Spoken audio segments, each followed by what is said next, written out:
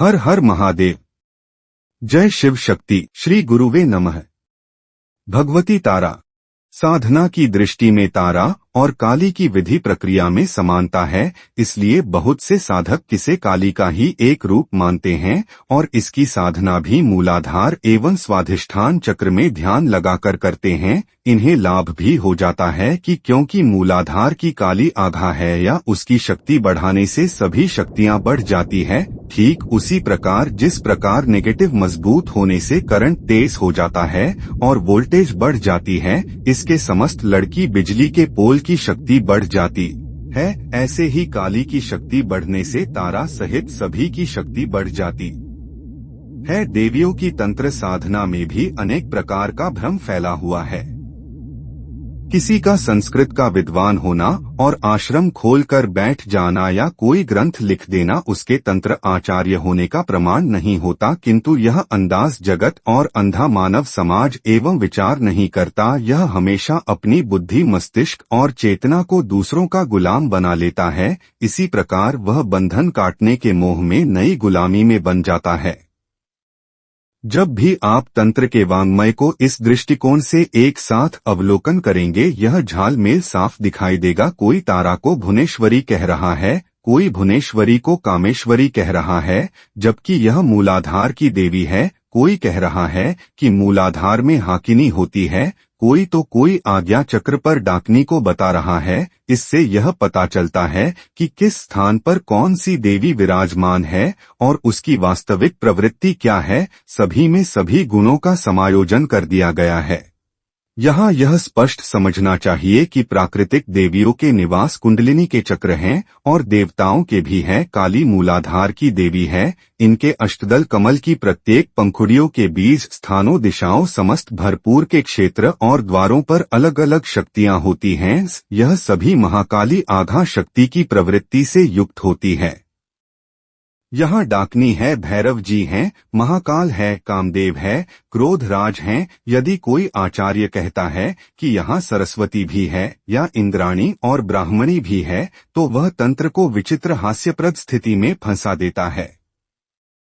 यह सारी बातें जानबूझकर की गई हैं, अपने अपने गुरु संप्रदाय को बढ़ाने के लिए की गई हैं। यह आचार्यों का नहीं, उनके शिष्यों का काम है। तारा विशुद्ध चक्र की देवी है। यह चक्र मूलाधार का घन चक्र है। काली की प्रवृत्ति सर्वथा विपरीत पर अंधी भाव धारा इतनी प्रबल है कि काली की काम, क्रोध और हिंसा की भाव धारा के समान शक्तिशाली है, पर यह दोनों शक्तियां एक दूसरे पर अन्योनाश्रित है और प्रवृत्ति अंधी, विकराल, भयानक रूप से शक्तिशाली और जीव को अपने साथ बाहर ले जाने वाली है।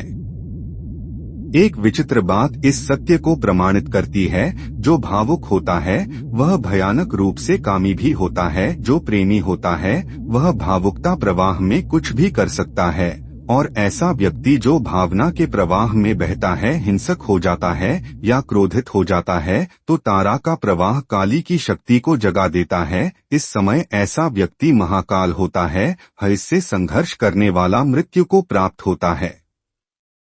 हम जिस शक्ति की साधना करने जा रहे हैं उसे ठीक ठीक समझना चाहिए और उसके निवास स्थान को जानना चाहिए। इसी कारण इसके बाद देवियों का स्थान और प्रवृत्ति ऊपर ही स्पष्ट कर दी है।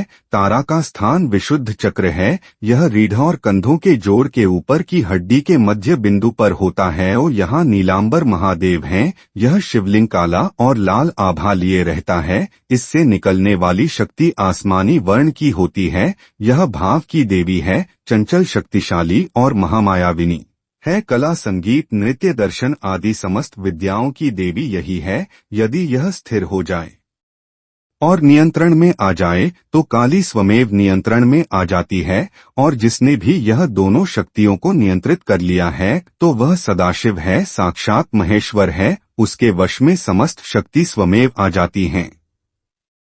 लक्ष्य तक पहुंचने के लिए निरंतर प्रयास किया जाता है। उसी निरंतर अभ्यास, ये प्रयास को साधना कहते हैं। एक विदुषी माँ अथवा सद्गुरु अपने पुत्र या शिष्य को नैतिकता के सांचा में ढालकर सफलता के सोपान पर उत्साह पूर्वक आगे बढ़ाकर सिद्धि, सफलता प्राप्त करवाते हैं। जीव, ब्रह्मा और माया का ज्ञान कराते हैं, आत्मा को परमात्मा तत्व से जोड़कर ब्रह्मानंद रस की धारा में प्रवाहित कर जीवन से मोक्ष प्रदान करते हैं, मानव से महामानव बना देते हैं, जीवन पथ को ज्योतिर्मय बनाते हैं, शिष्य को भी गुरुत्व प्रदान कर गुरु बनाते हैं। वस्तुत गुरु और शिष्य पिता और पुत्र सभी बनते हैं, अतएव संसार को ही गुरु समझना, अपने निमित्त मात्र समझना, सेवा भाव में रहना, अहिंसा, अस्तेय, ब्रह्मचर्य, मौन, एकांत, सेवन, संतुष्ट एवं स्वेच्छयादृद रहना, सादा जीवन, उच्च विचार करना, आलस्य, प्रमाद, निद्रा नहीं करना, सरल, दयालु, परोपकारी होना, अपने परिवार, समाज तथा धर्म को साथ साथ चलना, ज्ञान प्राप्त करना और दूसरों को देना अर्थात ज्ञान का आदान और प्रदान करना ही उत्तम साधना है। साधना से आवश्यक बिंदु समय, नियमों का पालन, ध्यान, उपासना, सत्संग, सेवाभाव, तटस्थता, प्रबल इच्छा, जिज्ञासा, दृढ़ता, आत्मबोध, आत्मविश्वास, समर्पण भाव, निष्काम सेवा, दयालु, क्षमाशीलता, ये सभी साधना के आवश्यक बिंदु माने जाते हैं। उपर्युक्त सभी संस्कार साधना से ही संभव हो सकता है। साधना के विघटनकारी तत्व आलस्य, प्रमाद, अनावश्यक भेंट, समय का दुरुपयोग, भूत की स्मृति और भविष्य की कल्पना, वर्तमान में नहीं रहना, मन को नियंत्रण नहीं करना, बिना विचारे काम करना, परिस्थिति को उलझा कर रखना, सुख भोग में हमेशा लिप्त रहना, त्याग की भावना नहीं होना, आशा और तृष्णा को बढ़ना, पर्व लंबी रहना, सदाचार से हीन रहना, असंतुष्ट रहना, राग द्वेष बढ़ाना, गुरुजनों का अपमान करना, कृतघ्न होना, लोभ मोह माया और अहंकार में रहना, मनन चिंतन भजन कीर्तन श्रवण और सदाचार से दूर रहना, नशे का सेवन करना, स्वाभिमान नहीं बनाना, घृणा शंका लज्जा और भय से हमेशा पराभूत रहना, गुरु ग्रंथों का अध्ययन नहीं करना, आत्मा की आवाज की अवहेलना करना, दूसरों में अवगुण देखना, भद्दे चित्र और प्रदर्शन को देखना, ये सभी साधना को विघटनकारी तत्व होते हैं, जिनको अर्थात उपर्युक्त बिंदु को अगर साधक सुलझा ले तो मीरा की तरह जहर भी अमृत हो जाएगा। साधना में सफलता निश्चित होंगे। साधना मार्ग में गुरु की आवश्यकता होती है। गुरु से सद्गुरु ईश्वर का साक्षात्कार आत्म तत्व द्वारा करवाते हैं। सद्गुरु ही ईश्वर का रूप है, आत्म तत्व ईश्वर है और उसी में लय हो जाता है। जिस तरह नदियां सागर में मिल जाती है, अत्यंत तीव्रगामी मन, अस्थिर चित्त, तेजोमय प्राण, ये सर्वदा आत्मा के साथ संयुक्त रहते हैं। वीडियो आपको अच्छी लगी हो तो कृपया लाइक में शेयर करें और चैनल को सब्सक्राइब करें। धन्यवाद।